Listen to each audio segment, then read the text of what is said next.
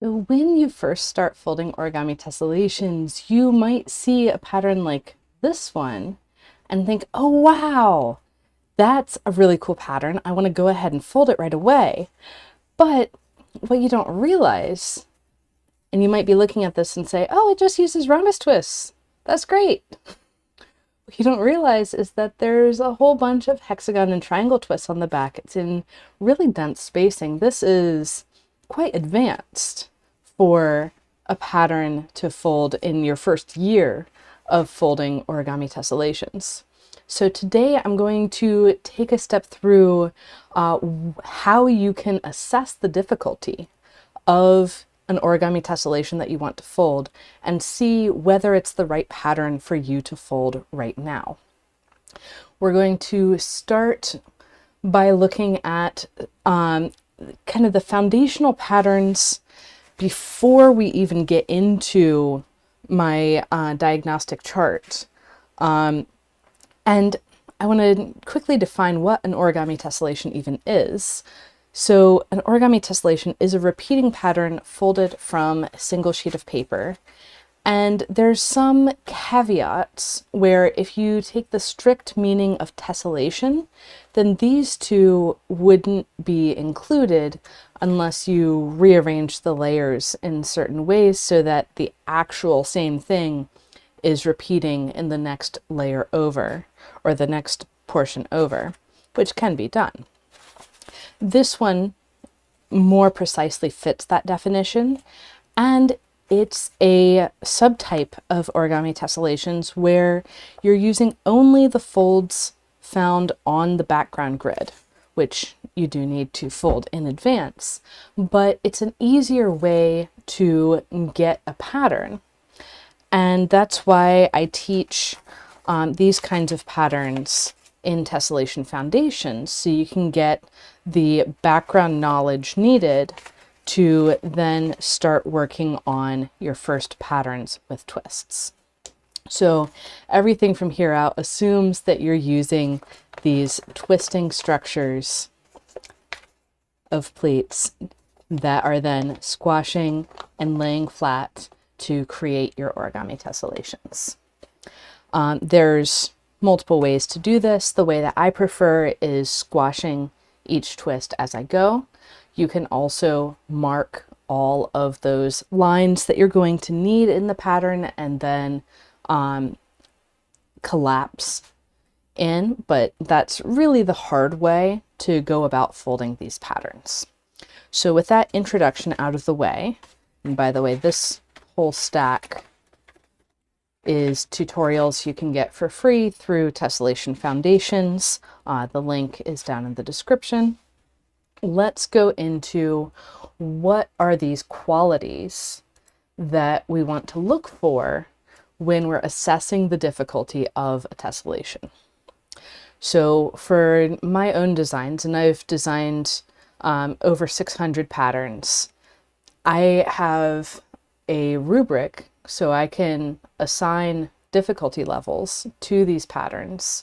And these are difficulties just within twist-based origami tessellations. It's an entirely separate system from, say, Origami USA's beginner, intermediate, advanced to super complex system.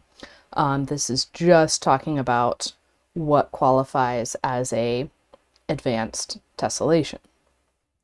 So I really see two different variables when it comes to how difficult a tessellation is. And then there's some additional variables that can tweak these definitions. So when you have a simple pattern, that's going to be this 1A category, simple in twist difficulty and simple in structural complexity. So when you're looking at the patterns, there's what shapes are folded, that's the twists, and there's how those shapes are arranged, that's the structure. And we're going to go through a bunch of these patterns that I've taught lately, some of them here on YouTube, some of them elsewhere, and talk about okay, what is the twist difficulty? What is the structural complexity for each of these? I have some other examples as well. And I also have, and I also have an eye on the chat. So thank you, Elena, for putting in your question. How do you know how to collapse the flagstone tessellation after pre-creasing it? Well, I use the same sequence that I would if I was folding one twist at a time. And I have a couple video recommendations for you. Answering that question right now is a bit out of scope, and it depends on the particulars of what flagstone pattern you're talking about. But for right now, let's take a look at some 1A patterns. So these are patterns that I've taught in Basic Twist Bootcamp. And you won't see people posting these very often because they aren't new. These are patterns with closed square twists alternating on the same side, the right-handed and left-handed forms of these closed square twists. Open square twists on the same side. You could also see these alternating patterns with the closed squares on opposite sides, closed and open squares on the same or opposite sides, open squares on opposite sides. The condition to meet the 1A category in my classification system is it's using closed or open twists. They are hexagons, triangles, or squares, so regular shapes. And you have only 2 twists and they are alternating. There's an additional caveat that the structure must have good tiling breaks because there's other ways of arranging, say, hexagon and triangle twists that could be thought of as alternating. You're only making 2 choices of twist, but they don't have that nice structure where you can do 1 layer of twists and not have pleat overlaps. So we've got those 1A patterns in squares, in triangles, in hexagons with triangles. You'll never see one of these patterns with only hexagons because the hexagon's tiling requires 3 colors, so there's special things that you need to do to make that work, either by using advanced twists or by overlaying 2 triangle twists on top of each other, which I would call an advanced move. And then you get into the 1B patterns. So 1B patterns, for that B category, you throw in the rhombus, trapezoid, right triangle twists. And then general sizes of twists, so double or triple open, hexagon, triangle, or square. Also, I would count hybrid square twists in this category, which is really more of a accident of history, I would say, than a mathematical fact. Like the hybrid square twist, is that the same difficulty as a trapezoid twist? Debatable. Is that the same difficulty as a hybrid hexagon twist? Debatable. But I came up with the hybrid hexagon twist later, so they got put in a more advanced category. So you can have alternating patterns with right triangle twists in a couple different ways. And you can have alternating patterns of rhombus twists. These would be in the 1B category. And then in the 2A category, something that I taught on here recently, disintegration, this pattern is in the hexagons and triangles 3-fold tiling. So some of the pleats from hexagons are going to other hexagons. And that's kind of a dead giveaway for structural complexity. Anytime you have a hexagon twist that has some pleats going to any shape that's not a triangle, that is a more complex structure. If the pleat from the hexagon is going to a rhombus, to a trapezoid, to another hexagon, those are more complex structures than hexagon pleats going only to triangles. And that's even true if there are rhombus twists in the mix, like in this pattern, where we have hexagon, then triangle, then rhombus. This is still a pattern with good tiling breaks. It's complex enough, so we have 3 different things going on, complex enough that it bumps down into this moderate structural complexity level, and then the rhombus twists bump it over into the 2B category, but this is kind of the easy end of the 2B category. And then something like the pattern we were looking at earlier, the star power flagstone pattern, is something like the hard end of the 2B category. So what makes these 2 patterns different? Because we have a hexagon, a triangle, and a rhombus. Here we have a hexagon, a triangle, and a rhombus. And those are the only 3 positions in the structure. But in this one, the hexagon connects directly to the rhombus. And there's these extra repeats of the rhombus where you don't just see 6 with the rhombus in a position of 2-fold symmetry between 2 hexagons, like you do here. There's some extra stuff going on, and so even though this pattern has 3 twist positions, they're filled by a closed hexagon, a closed triangle, and a rhombus. The fact that they're on opposite sides of the paper, they have a different structure where the hexagon is connecting to the rhombus instead of to the triangle, and this one's at flagstone spacing, makes this one a lot harder to fold than this one, even though they're both in that 2B category. So moving on, I'll get these guys out of the way. When we're looking at different tessellations, so this one, for example, is the tumbling block sweave that I taught the other week. I'm looking for, okay, what twists are in it? And looking from this side, it can be a little bit confusing because I've got that closed hexagon hole. Okay, that's great. But do I actually know whether that's single depth pleats or double depth pleats? Hard to say. Then I've got this slit that looks like it could be a closed rhombus. Let's zoom in on that. But if I look closer, I see that what's coming out of the slit is not the same thing on opposite sides. I've got these 1, 2, 3 directions of pleats, and then one other direction. So this is actually an open trapezoid twist.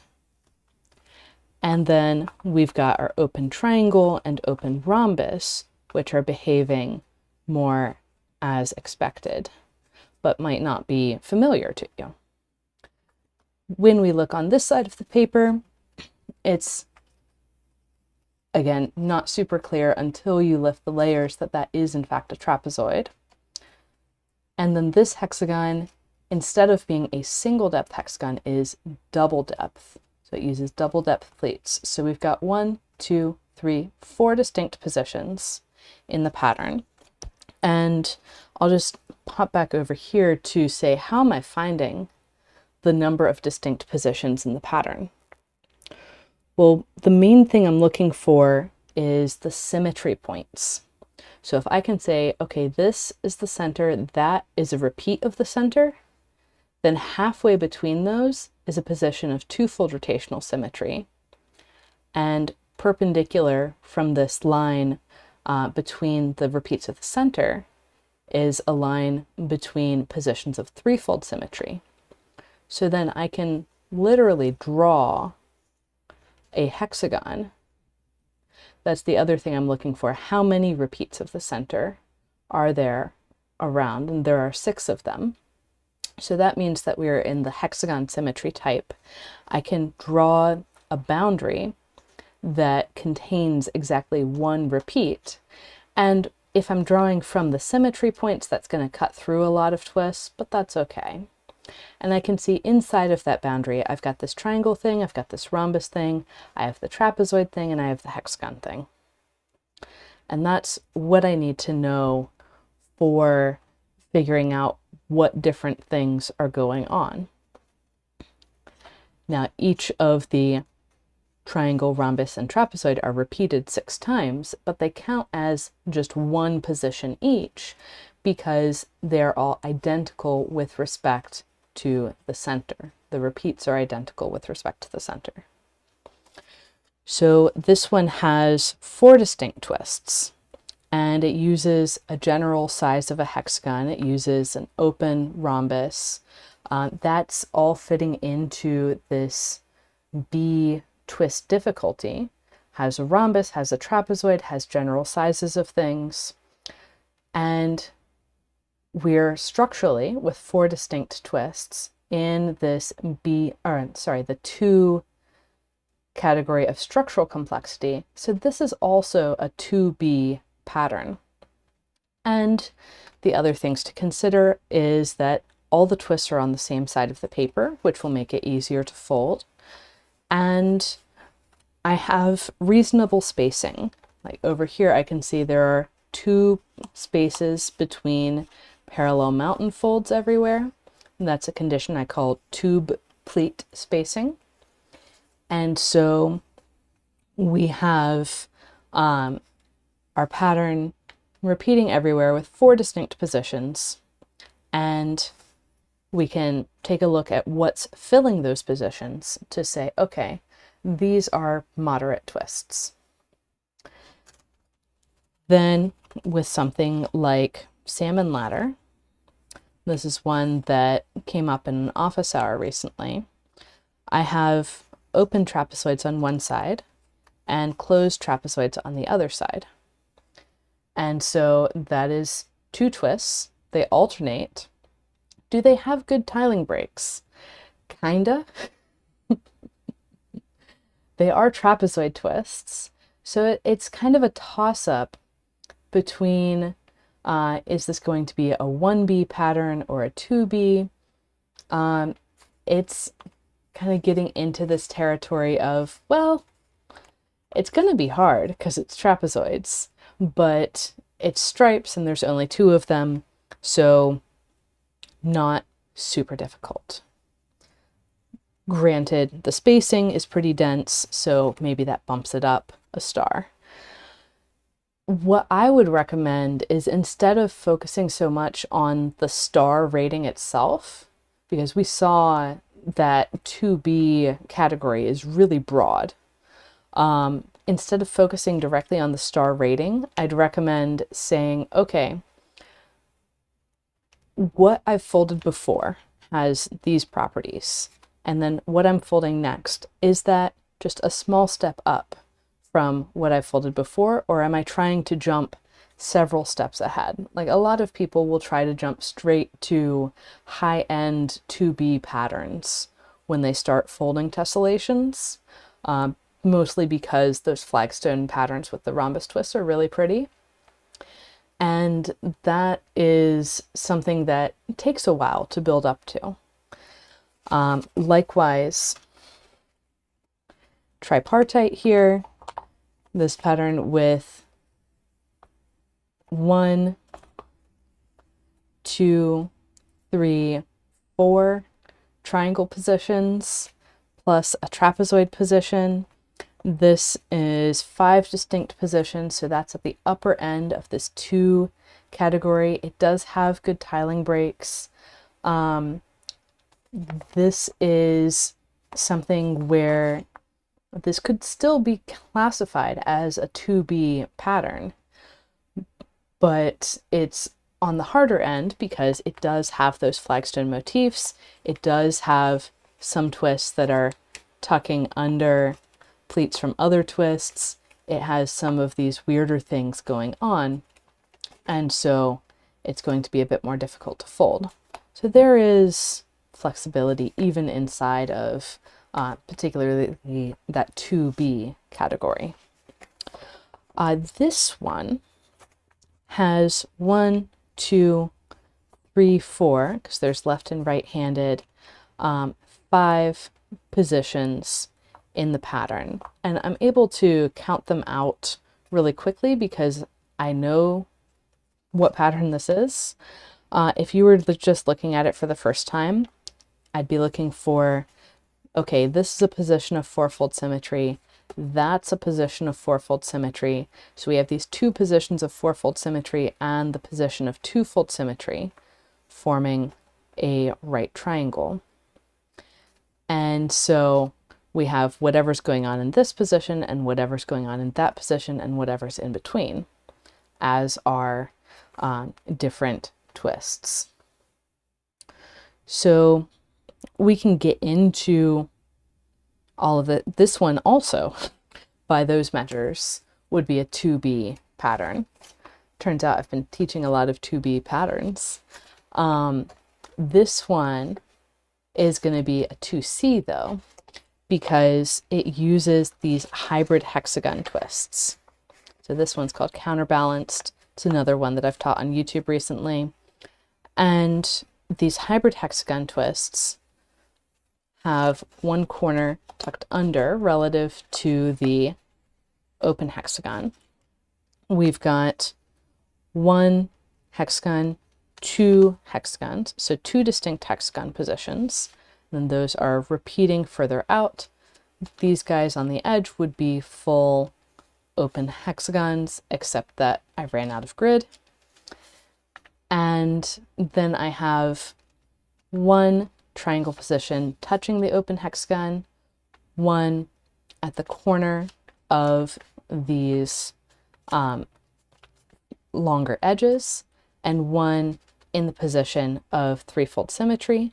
So 1, 2, 3 triangle positions for 5 positions total with the hexagons added in, and that is going to keep it in the 2 category for structural complexity, but it's going to be at the higher end of the structure category, and it's over in the C category for twist difficulty because of these hybrid hexagon twists, which are less familiar for people. There's a whole lot of other patterns that we can analyze, but the thing that I want to get in everyone's heads is that when you see a new tessellation, it's not a matter so much of, oh, that looks cool, let me go fold it. But instead, okay, let's take a moment and try and understand what's in this, how it's all connecting together, and then maybe I can fold it if I have enough background in those different categories of patterns. And yeah, you're very welcome, Mike. I'm glad you're enjoying the designs. So this pattern, for example, has a flagstone motif of trapezoids right in the center. So right off the bat, we know that's going to be fairly difficult. And then we have these triangles that we can also see on this side. So that's a trapezoid and a triangle. And on the other side, we have a hexagon and a rhombus. And because of our positions of symmetry, we can say, okay, what's in this little hexagon is what's in the whole thing.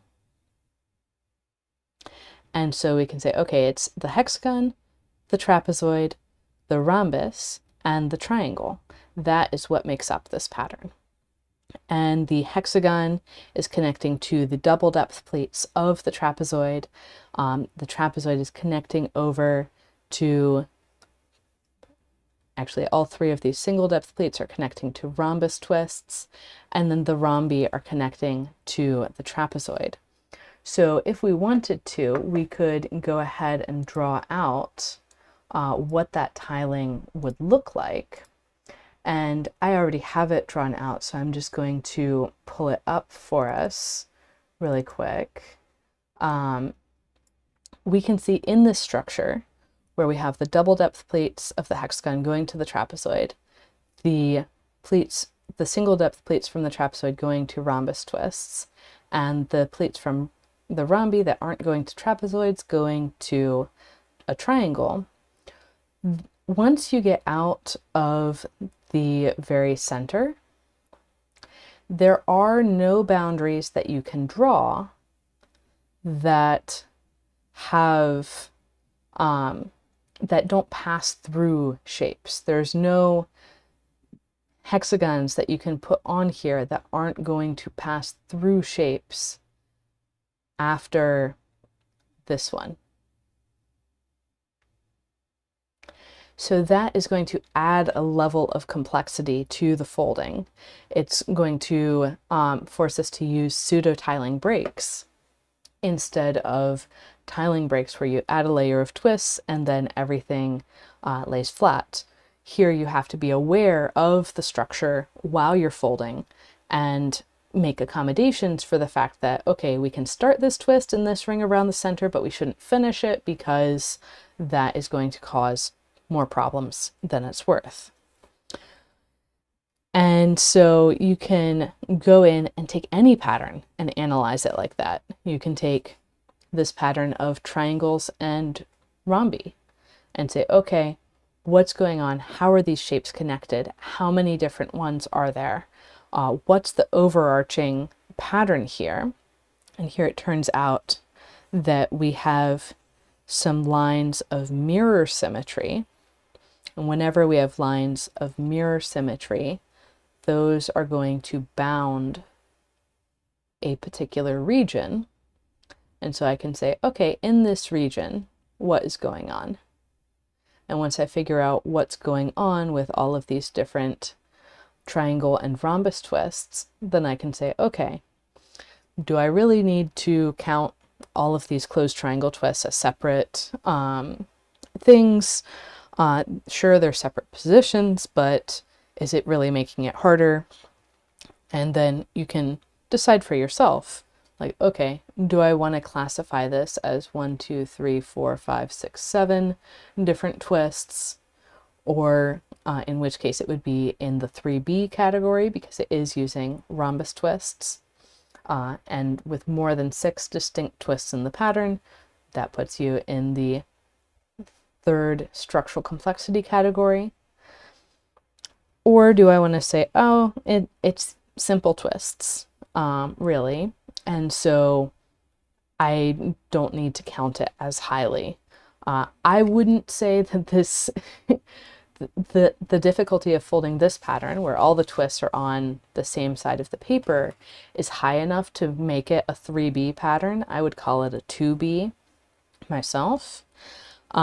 Just because so many of the triangle twists are the same type. So sure, we have 1, 2, 3, 4, 5 different positions of triangle twists with different things going on around them, but is that really so hard on this pattern?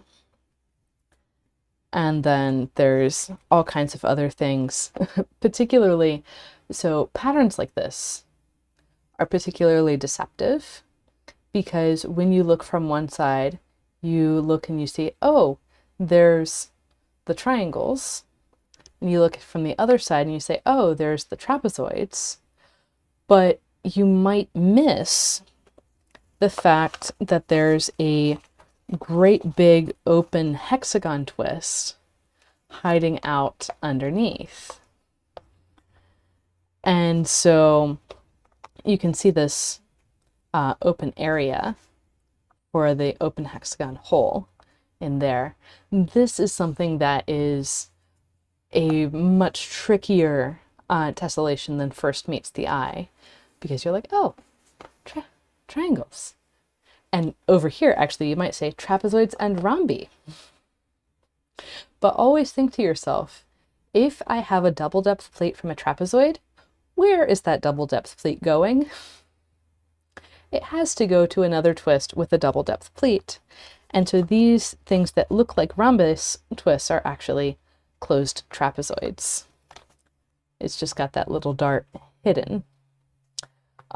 So there's definitely deceptive patterns where it's going to be hard to figure out what's going on. But there's also, here's a really good example of a 2A category pattern. This is one that I folded as an alternate ending for Advent of Tess this year. And if you just look at the very center, you might think, oh, closed hexagon, open triangle, closed hexagon. It's an alternating pattern. But then you see there's these parts where there's different spacing. There's like, what triangle is between here, actually? There are these closed triangles on the back as well. So there are 2 distinct positions of hexagon and 3 distinct positions of triangle. There's the one that seems like it's in the alternating pattern, the one that is in the threefold symmetry position, and the one that's kind of in between making stuff work. And so this is all closed and open hexagon triangle twists, and it's 5 distinct positions in the pattern. So that's a classic 2A kind of pattern. This one, yeah, a little bit deceptive again. And I'm just going to work my way through the stack, doing this classification of the pattern. One other thing actually that I want to draw your attention to is the arrows in these categories. So this is saying before you work on 2B patterns, make sure that you build the skills in 1B and the skills in 2A. So as you increase the structural complexity, what you're working on is recognizing symmetry points and holding many different positions in the pattern in your mind at the same time. When you're practicing the higher twist difficulties, you're practicing, okay, can I recognize this twist and that twist? Can I recognize the closed trapezoid and distinguish it from the closed rhombus? Can I recognize the twofold hybrid hexagon, the rectangle or the diamond? Can I recognize the, all of these different options, the mixed depth hexagons, the mixed depth rhombi, the, all of these different twist options, which I explore in depth in the Summer of Twists series. And so it's worthwhile to say, okay, if I have a 2C pattern, which this one ends up being, because this twist in the middle is not actually a triangle, it's a hybrid hexagon twist. And then it has 1 hybrid hexagon position, 1 open triangle position, 1 closed triangle position. And then there we have, in this pattern, we have triangular symmetry. So we have a position of threefold symmetry in the hybrid hexagon, and then in these spaces between these loops of rhombus and triangle. And so I would say that there are the hybrid hexagon, the open triangle, the closed triangle, and then the rhombus. And this rhombus is either going to be in the middle of an edge or kind of at the corner of these loops. And so I'd say there's 2 different rhombus positions. So 1 hexagon, 2 triangles, 2 rhombus positions. That gets us up to 5 different twist positions. And that is definitely in the 2C category. It's kind of on the harder side, especially with these flagstone motifs. And you need to use pseudo tiling breaks to get it done. This is treads. I did a live stream the other month of folding it. So yeah, when you have a pattern like this, that's when you start to step back and say, okay, how about I go and fold a pattern that uses the hybrid hexagon twist, like hybrid hexagon weave? And how about I fold a pattern that has those loops of rhombi in it, like star power? And how about I go and fold a pattern that's in this same tiling, which actually is also star power? And then once those things have been practiced on their own, so that once the more difficult twist has been practiced and once the structure has been practiced, then I can combine those things together to make a pattern with a harder structure and harder twists. And so you can kind of back out from your assessment of the pattern what things you need to practice. So this one, for example, uses that serrated motif and then has these rhombus twists. There's also some triangle twists in there. So maybe before I fold this one, I would want to fold serrated or daffodils. This one is named crocuses. Daffodils is the bright yellow one that I was showing earlier.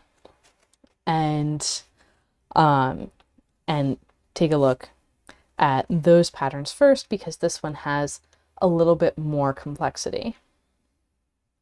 It has actually two distinct rhombus positions. So these two rhombi, I would say, are the same position because this one is touching the corner of this center motif. This one's touching the corner of that center motif.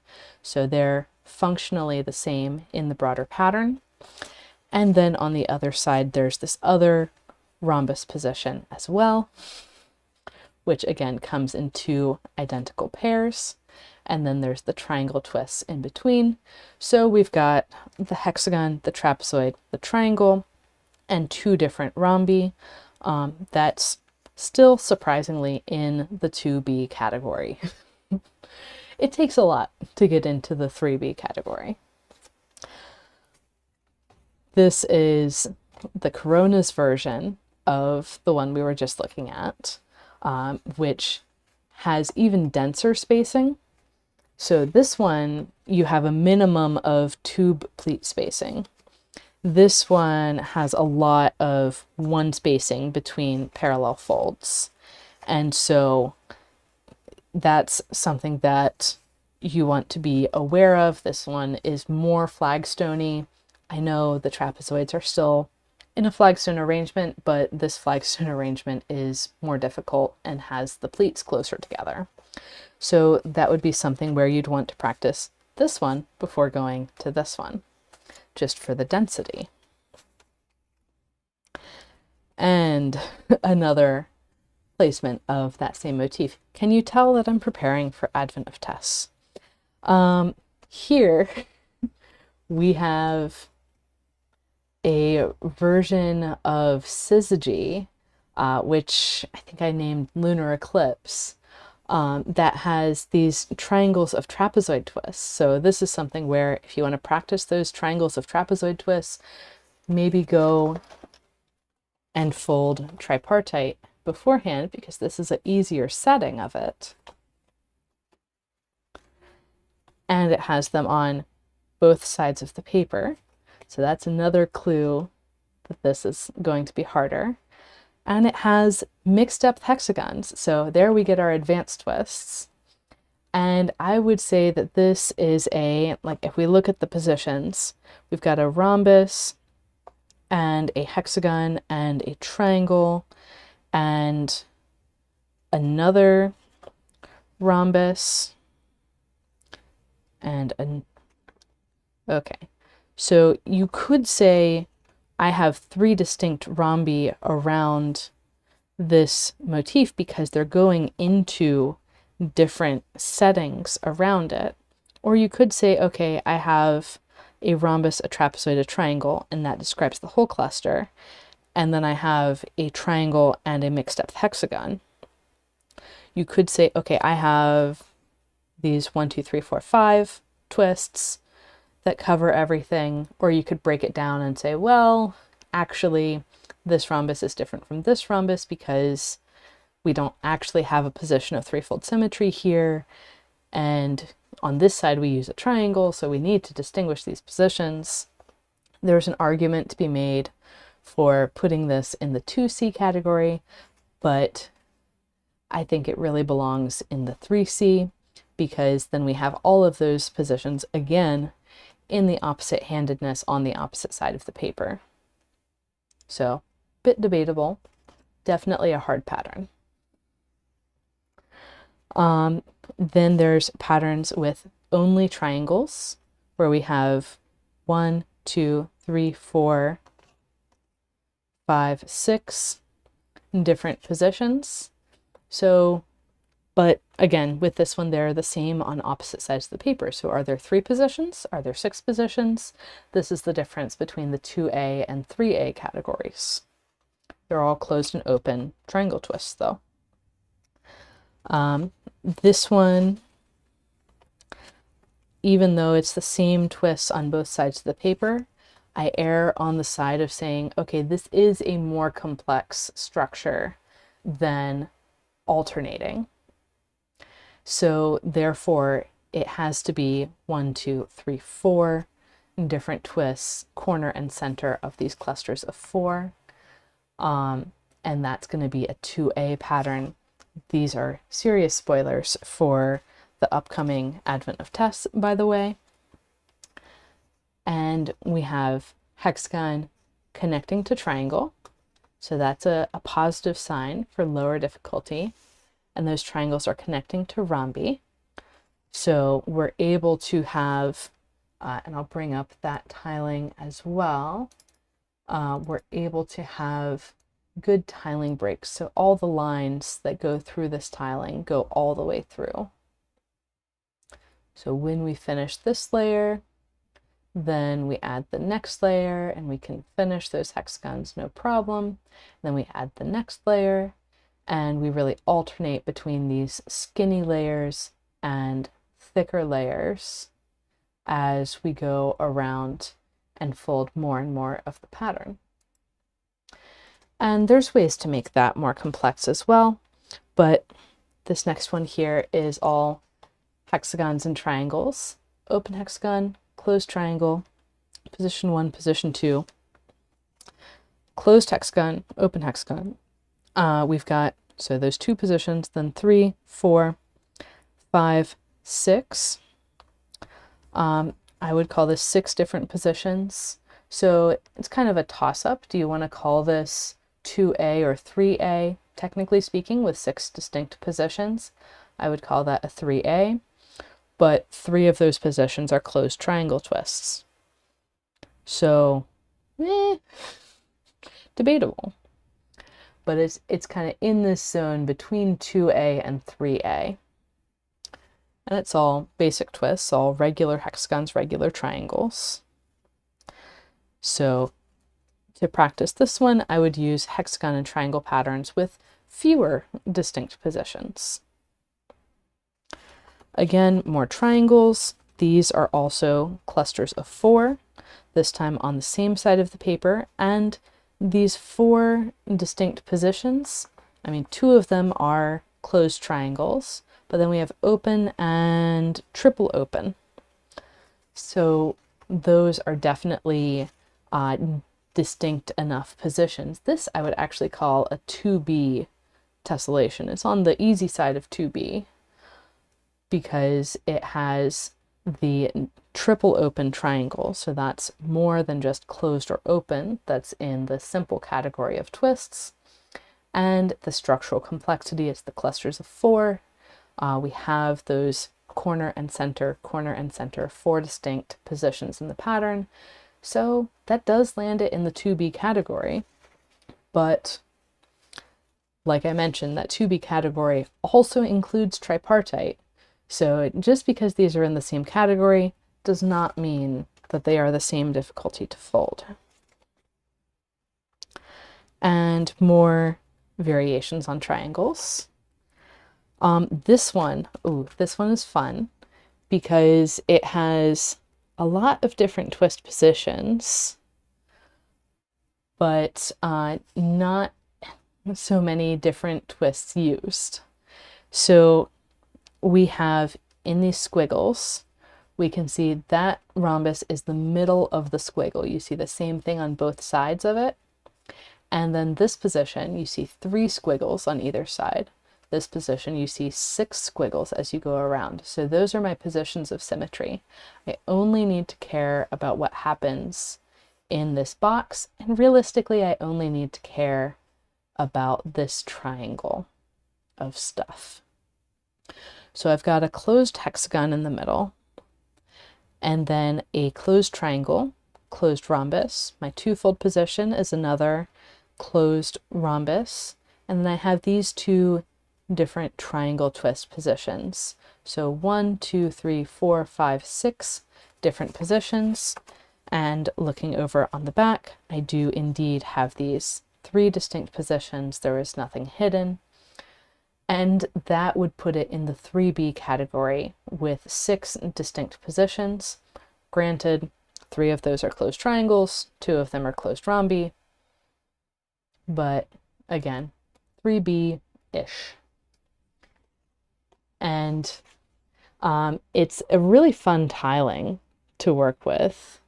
Let me pull up how these guys are connected, because these rhombus twists connecting point to point, like this is not, I would not call this a flagstone motif, even though the twists are next to each other, because they are connecting directly on the same pleat. And in flagstone patterns, you need to have the groove between with both of the pleats on either end going to twists on the back. And that's true for this pattern as well. None of these rhombus corners is directly connecting to another rhombus. And so with this pattern, we have those 3 rhombi in a row, and that is a different thing going on. And what that is, we'll see right here, it actually looks really similar in the tiling. So we have the hexagon connecting to triangles. Then we've got, so hexagon connecting to triangles. Then we've got the rhombi resolving the pleats from the triangles. And then that rhombus has these mirrored copies, and it's resolved in the middle by a loop of 6 triangles. So this is a very recent tiling that I figured out a couple months ago, and then had to immediately fold this pattern, because it's like the best of inchworm combined with dancing ribbons, which are both Advent of Tess patterns, by the way, from different years. And you can take this analysis to square grids also. This one's named Tassels.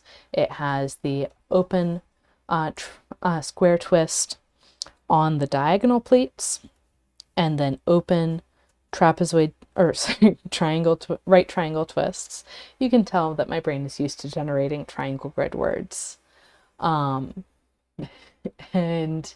these guys, you could make an argument that there's only 2 twists because it's those same 2 on the opposite side, but I'd say that this is 4. It's in the large squares and right triangles tiling. And so one of the great things about this pattern, and yes, I did do a live stream where I folded this one too. One of the great things about it is that we have these tiling breaks, these lines that go straight through the whole thing. And you can fold either a full cluster at a time or a half cluster and have a pseudo tiling break there. It's not going to make a huge difference in how the pattern gets folded, but it has this really clean structure where it's like, okay, there's really two things going on. There's the center of the cluster and the corner of the cluster, and they just happen to be repeating on opposite sides. So I would say that that's 4 different things. And again, this is connecting triangles that are next to each other on the same, or a triangle and square that's next to each other on the same pleat. So I would not categorize this as flagstone density. However, these clusters are shoved as close together as possible, so that adds a little bit of difficulty.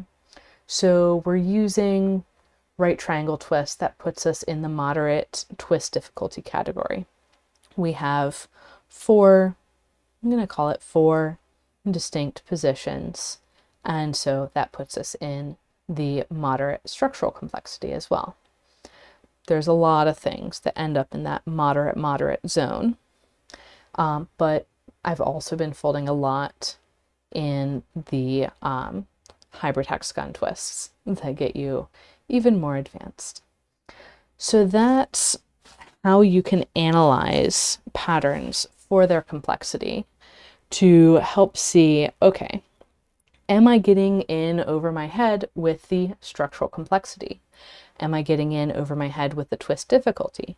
Have I practiced the twist difficulty on its own? Have I practiced the structural complexity on its own? Have I practiced the levels before these standards of twist difficulty and structural complexity? And if I haven't practiced those, maybe I should before I attempt this pattern. So that's what's going on. And you can also add on to that considerations of, is this a difficult density? Are the twists on both sides of the paper? Flagstone patterns are kind of notoriously difficult to the point where I'd give them an extra star. For a lot of them, even though they do fit, like this one does fit the 2B category, but we also saw that there's patterns of only triangle twists that fit that 2B category, and this one takes a lot more development to get into. So that is the story of how to tell these different levels of tessellation difficulty apart, how to assess that in a pattern. Really, one of the keys to assessing these patterns is figuring out where the symmetry points are, figuring out precisely what's included in one repeat, and then from there you can see what structure you're working with, what twists you're working with, and see if you're prepared to work with those twists and that structure. So happy folding, everyone, and see you next time.